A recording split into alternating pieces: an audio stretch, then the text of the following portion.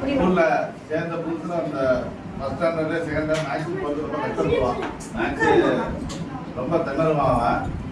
இங்கே ஒரு வருஷம் கொடுத்தோன்னா இப்போ கிட்ட மேக்ஸ் தான் நல்லா போடுறான். அதுவும் அந்த மேமோட ட்ரைனிங்கில் அந்த மைண்டு ஃபோட்டோகிராஃபி சூப்பராக போடுறான்.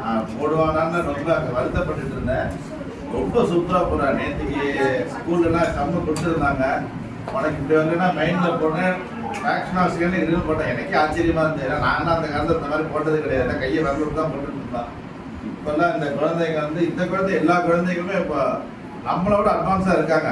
அதே மாதிரி ட்ரெயின் பண்ணி இன்னும் மேக்ஸ் நல்லா போடுறாங்க. உண்மையிலுமே அதுதான் சொல்லணும். ஸ்கூல்லாம் வாங்கிட்ட ஸ்கூல்லாம் பார்த்தீங்கன்னா அபாக்கஸ் போடாதீங்க வேண்டாம் நாங்கள் சொல்கிறாங்க. ஆனால் அபாக்கஸ் போடுங்க. போட்டு குழந்தைங்க நல்லா மேக்ஸ் போட்டால் தான் ஈஸியாக வரும். இன்னும் போக போக கிளாஸ்லேயே ஈஸியாக இருக்கும். அங்கே உட்காந்துட்டு இதுலேயே அடக்கடன் வாங்கு அதே இடக்கடன் வாங்க சொல்லணும்னா யாருக்குமே புரியாது. குழந்தைங்களும் புரிஞ்சிக்காது. அபாக்கஸ் மைண்டில் போடுங்கன்னா கிடுகிடுன்னு போட்டுறாங்க பசங்க. அதனால் இன்னும் கொஞ்சம் டெவலப் அடுத்த சாம்பியன் கிடைக்கணும். அவ்வளோதான். நல்லா டெவலப் மேமும் அதே மாதிரி எங்களுக்கு இன்னும் கொஞ்சம் இது பண்ணி விட்டுதான். அவ்வளோதான். என்ன சொல்கிறது லாஸ்ட் எல்லாம் சூப்பராக உண்மையிலேயே நல்லா போடுறான். மேக்ஸ் முன்னதுக்கு ரொம்ப பிரமாதமாக போடுறான். அது எல்லாமே கிரெடிட் தான் மேமுக்கு தான் சொல்லணும். நல்லா கொண்டு வராங்க. அவ்வளோதான். என்ன சொல்கிறது லாஸ்ட்